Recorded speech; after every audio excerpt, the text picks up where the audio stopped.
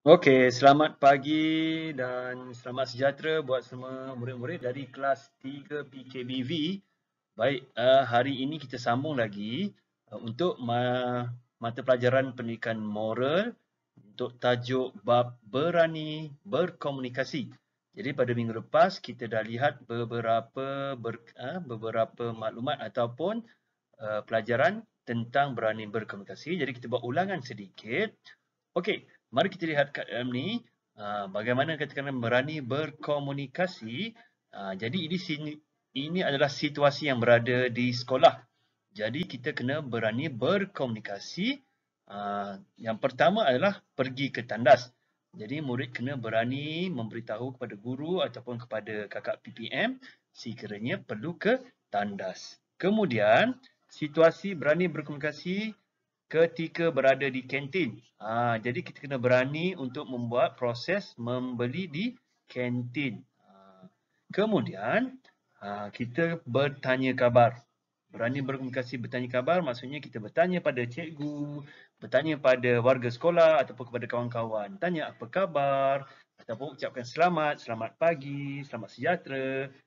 Kemudian situasi di dalam kelas. Kita kena berani berkomunikasi dengan kawan kita sekiranya kita ada nak meminjam barang ataupun nak minta tolong kawan, kita kena beranikan diri untuk berkomunikasi. Okey? Okey. Baiklah murid-murid, seterusnya mari kita lihat buku teks muka surat 41. Mari kita tengok kat sini. Berkomunikasi dengan warga sekolah. Jadi bila kita kata warga sekolah, siapakah warga sekolah? Warga sekolah ni terdiri daripada pengawal keselamatan ataupun penjual di kantin ataupun penjual di kedai buku ataupun kedai koperasi. Contoh dalam situasi satu, kita tengok dekat sini. Okey, mari kita tengok dekat sini situasi satu. Apa kata murid ni? Makcik Ina, berapakah harga pensel ini? Jawab Makcik Ina, harganya RM1. Adul.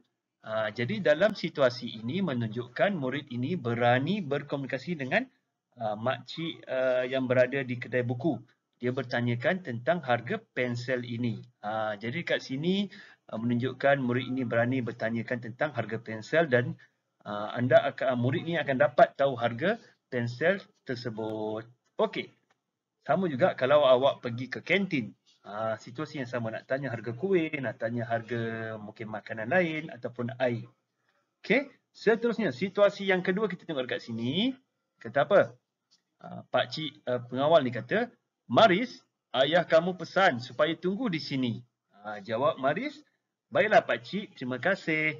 Dalam situasi ni, pengawal keselamatan ni maklum pada murid ni, ayah dia pesan suruh tunggu dekat sini dan murid itu pun menjawab dengan baik sekali. Dia kata, baiklah pakcik, terima kasih.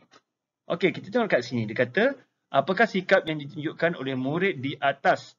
Apakah sikap dia? Mari kita lihat. Yang pertama adalah berani bertanya. Dalam dua situasi ini menunjukkan murid ini bertanya. Yang atas dia bertanya tentang harga pensel. Kemudian yang kedua ni dia tak tanya tapi dia menjawab. Jadi untuk situasi yang kedua adalah berani menjawab. Jadi sikap berani bertanya dan berani menjawab. Bila ditanya, kita jawab dengan baik. Itu adalah sifat ataupun kemahiran berkomunikasi yang baik. Okey. Kita tengok nombor 2. Nyatakan kebaikan apabila kamu yakin berkomunikasi dengan warga sekolah. Apakah kebaikannya? Yang pertama, hubungan lebih akrab. Jadi kita lebih rapat dengan warga sekolah, dengan pakcik kantin, dengan makcik, mungkin makcik tukang cleaner ataupun makcik tukang sapu, tukang kebun, pakcik tukang kebun dan juga pakcik pengawal. Jadi kita lebih akrab, jadi kita lebih rapat dengan dia, mudah untuk kita nak minta pertolongan. Yang kedua, memudahkan sesuatu urusan. Contoh, ibu bapa ataupun murid minta bantuan kepada pakcik pengawal, maklumkan apa-apa, jadi kita lebih mudah untuk berurusan. Begitu juga dekat kedai ataupun dekat pejabat. Jadi murid-murid contoh diberikan tugas untuk hantar buku ke pejabat. Jadi bila sampai dekat pejabat, murid berani berkomunikasi, bercakap dengan staf ataupun kaki tangan di pejabat. Jadi sesuatu urusan itu dapat dijalankan dengan baik. Okey murid-murid, jadi ingat, berani berkomunikasi. Okey murid-murid, seterusnya mari kita lihat latihan buku aktiviti muka surat 35. Jadi murid-murid cuba jawab latihan buku aktiviti berkaitan dengan kemahiran berkomunikasi ataupun berani berkomunikasi di muka surat 35. Dekat sini tengok dia bagi pilihan jawapan dan juga gambar. Okey, kalau kita tengok kat sini, dia bagi pilihan jawapan. Dia kata apa? Hantarkan saya ke seberang jalan. Hantarkan saya ke seberang jalan. Dia kata macam tu. Ataupun kirakan harga buku-buku ini. Jadi tengok gambar yang pertama. Ni dah bagi tahu boleh, kemudian tempat kosong. Jawapan di sini dia bagi tahu baiklah. Jadi boleh apa? Boleh hantarkan saya ke seberang jalan ataupun boleh kirakan harga buku-buku ini. Ini gambar yang pertama. Kemudian gambar yang kedua nampak ni gambar murid nak melintas. Apa kata murid ni? Boleh, tak tahu apa dia. Boleh tempat kosong. Jadi pilihan jawapan boleh hantar saya ke seberang jalan ataupun boleh kirakan harga buku-buku ini. Dan pakcik ni kata baiklah. Jadi manakah jawapan yang sesuai? Mari kita lihat sama-sama. Nanti murid cuba jawab dalam buku aktiviti. Okey, gambar yang pertama jawapannya adalah gambar yang kedua. Gambar yang kedua adalah hantarkan saya ke seberang jalan. So jawapan dia boleh hantarkan saya ke seberang jalan. Baiklah kata pakcik ni. Inilah jawapannya. Jadi murid tulis di sini nanti. Okey. Kemudian yang kedua, dia kata boleh kirakan harga buku-buku ini. Jawab murid ni, baiklah. Jadi ini situasi mungkin di kedai buku ataupun di dalam koperasi sekolah. Okey? Jadi murid cuba jawab soalan ni. Okey? Okey murid-murid, seterusnya adalah latihan bagi buku aktiviti di muka surat 36. Jadi dalam gambar ini ada 4 situasi. Okey, ada 4 situasi yang menunjukkan keadaan di mana kita perlu berani untuk berkomunikasi ataupun perlu mengamalkan sikap berani berkomunikasi. Okey, mari kita lihat sama-sama. Gambar yang pertama, suasana di dalam kedai buku, jawapan dia apa? Mari kita tengok. Ini dia, dialog yang kita boleh bina. Makcik, berapakah harga pensel ini? Jadi, boleh tulis nanti. Murid cuba tulis dengan sendiri ataupun dibantu oleh ibu bapa. Tulis, makcik, berapakah harga pensel ini?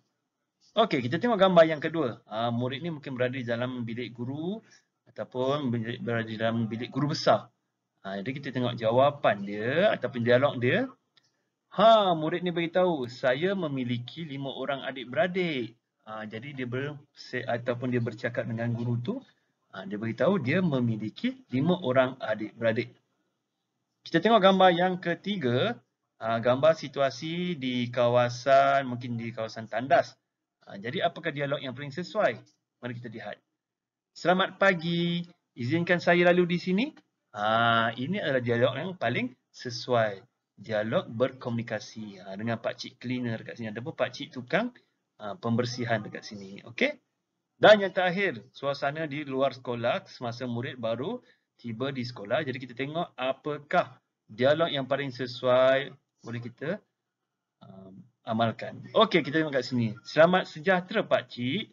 Bolehkah saya melintas? Ini adalah apa dia? Ini adalah dialog komunikasi ataupun dialog sikap berani berkomunikasi. Okey, jadi murid boleh cuba jawab latihan di muka surat 35 dan 36. Nanti boleh rujuk balik pada video ini untuk dapatkan jawapan. Okey, jadi kita jumpa lagi pada minggu depan. Stay safe. Bye.